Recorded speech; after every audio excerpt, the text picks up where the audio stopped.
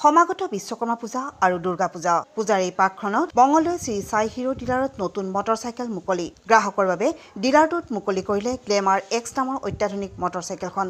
বিধায়ক বসন্ত দাসে আনুষ্ঠানিকভাৱে মুকলি কৰে মটৰচাইকেলখন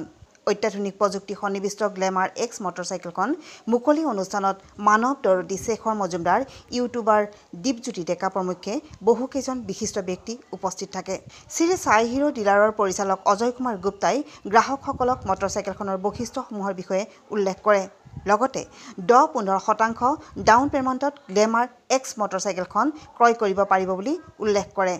বৰ্তমান ডিলাৰটোত মটৰচাইকেলখনৰ আগতীয়াকৈ বুকিং কৰা সকলৰ বাবে অফাৰ থকাৰ লগতে শিক্ষক দিৱস উপলক্ষে শিক্ষকসকলৰ বাবেও বিশেষ অফাৰ থকাৰ কথা অৱগত কৰে news desk AIN live hero যেটো আমাৰ শ্বৰুম শ্ৰী সাই শ্বৰুম তাতে তেওঁলোকে গ্লেমাৰ যিখন মটৰচাইকেল আছে সেইখন অলপ এডভান্স টেকনলজি ক্ৰুজ কণ্ট্ৰলৰ পৰা আৰম্ভ কৰি সেইখিনি দি পেলাই আজি নতুনকৈ লঞ্চ কৰিছে আৰু ময়ো বিধায়ক বুলি নহয় আচলতে একেবাৰে ওচৰ চুবুৰীয়া নিয়াৰেষ্ট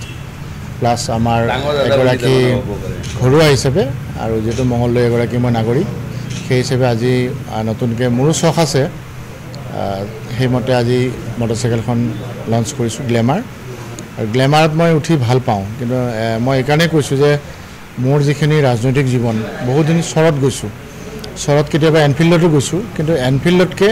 গ্লেমাৰখনৰ মজাটো অলপ বেলেগ মানে পিছ চাইডটো অলপ ওখ মই যিটো অলপ শকতাৱত মানুহ কাৰণে গ্লেমাৰখন মোৰ কাৰণে কমফৰ্টেবল আৰু স্প্লেণ্ডাৰ যিখন আছে সেইখন আকৌ মোৰ কাৰণে চাপৰ হয় কিন্তু গ্লেমাৰৰ চাইজটো মিলে মই সেইকাৰণে চৰত যেতিয়া যাওঁ তেতিয়াহ'লে সদায় মই গ্লেমাৰখন প্ৰিফাৰ কৰোঁ এনফিল্ডতো গৈছোঁ কিন্তু এনফিল্ডতকৈ গ্লেমাৰৰ হেৰিটো ভাল আৰু যেতিয়া যিহেতু এডভান্স যিখিনি টেকনলজি আছে সেইখিনি গোটেইখিনি ইয়াতে দিছে যথেষ্ট পৰিমাণে গ্ৰাহকসকল উপকৃত হ'ব মই ভাল দেখিছোঁ চলাই চাব পাৰিলে আৰু ভাল লাগিলে হয় কিন্তু যিহেতু প্ৰধানমন্ত্ৰী মহোদয় আহিব সময় অলপ কিছু নাটনি নমস্কাৰ মংগলদৈ ৰাইজ মই অজয় কুমাৰ গুপ্তা শ্ৰী সাই হিৰো ডিলাৰৰ মেনেজাৰ বুলিয়ে হওক বা যিয়ে হওক শ্ৰী সাই নমস্কাৰ দিছোঁ আপোনাক মংগলদৈ ৰাইজক যে আজি আমাৰ হিৰো মটৰৰ কাৰণে বহুত ডাঙৰ এটা দিন আছে আজি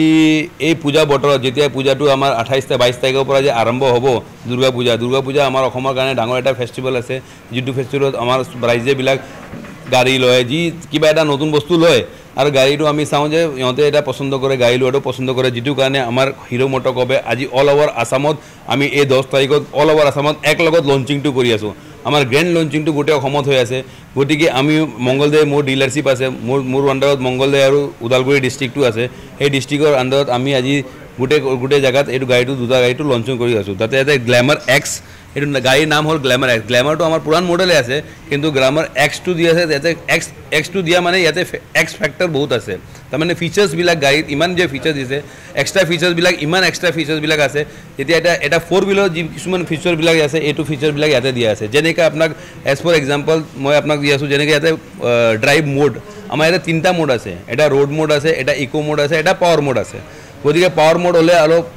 যদি খালী জেগাত হয় মানুহবিলাকে চলাই কিনি যদি পাৱাৰত চলায় তেনেহ'লে সি 125 গাড়ী কিনি 200 cc ফিল্ডটো ল'ব পাৰে বাট 250 cc ৰয়েল এনফিল্ডৰ পাৱাৰ মোডত চলাই কিনি ৰয়েল এনফিল্ডৰ গাড়ীৰ নিচিনা ফিল্ডটো ল'ব পাৰে